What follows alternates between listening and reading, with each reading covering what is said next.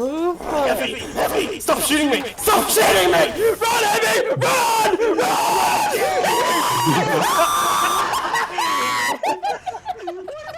Look, I know that the first clip wasn't even a new map for this year, but it's honestly, it's just all I could find. I don't know if it's the Australian servers or it's the Sydney ones, but I queued for the featured maps over and over, and I just couldn't find them.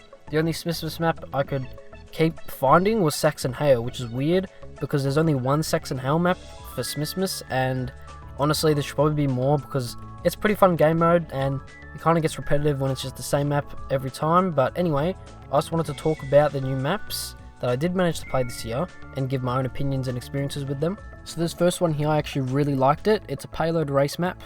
And it's got this huge open roof area. I don't know what this map's called. They're just going to be coming up on screen as we go.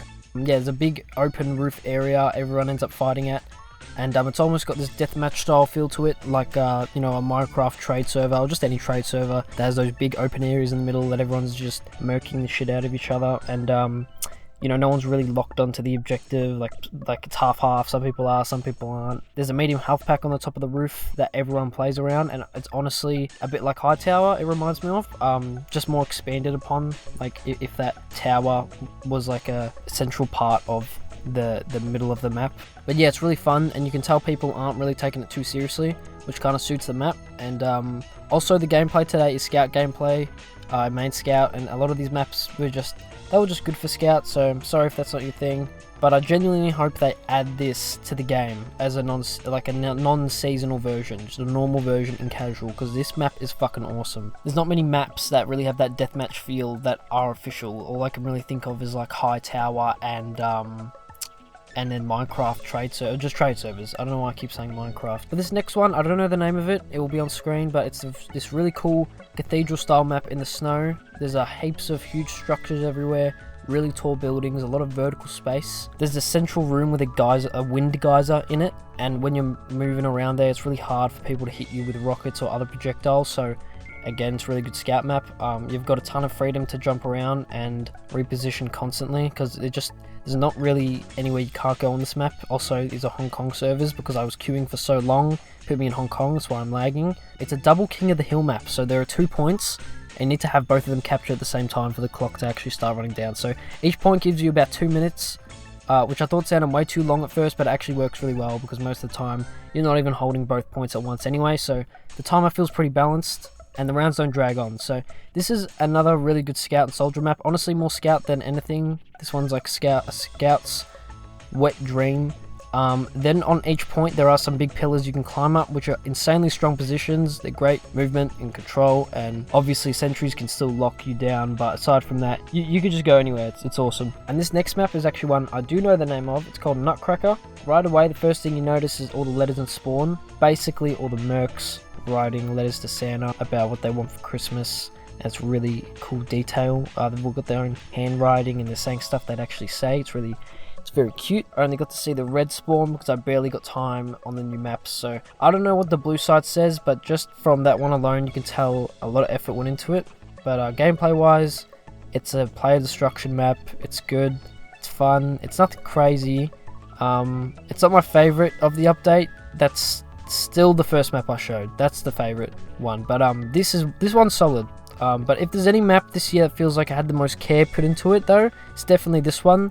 It's got full voice acting, it's got actual lore behind it. The basic idea of it is that the medic's gone and made an invincible creation, like, you know, how he does, and he woke up on Christmas Eve because he had this crazy idea to make it a invincible something, and it was a Nutcracker for some reason. And anyway, there's a soul trapped inside it, it's talking, saying it just wants to see its kids again, and it's funny.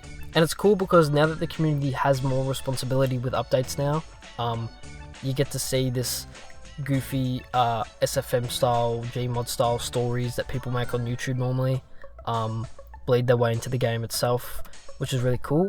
Last and least is this very blocky map, and it's blocky. It's got a lot of areas that are pretty narrow. There are some more open sections, and it's fine. It's still fun enough to play on. It's definitely unique in the sense that there aren't a lot of TF2 maps laid out like this. I don't know, the whole layout just feels very boxed in. It has this Counter-Strike type energy to it. Not that it would ever actually work in Counter-Strike, in any Counter-Strike game, but just in the way that the spaces are shaped, it feels like a map where you'd be holding angles or watching corners, or I don't know, that's the vibe it gives off, and even if that's not really how TF2 plays, it just reminds me of it. It also reminds me a lot of the Splatoon maps, especially Splatoon 2 and 3.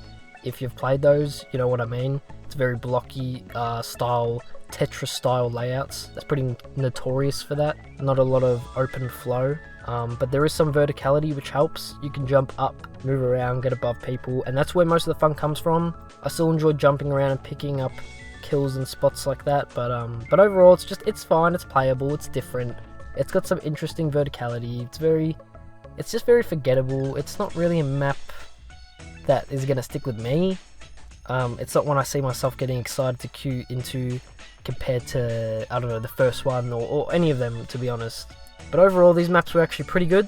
The last time I played a TF2 Christmas update was when Whatville was around, which was like years ago, and honestly that map should have disappeared the first time it even came out.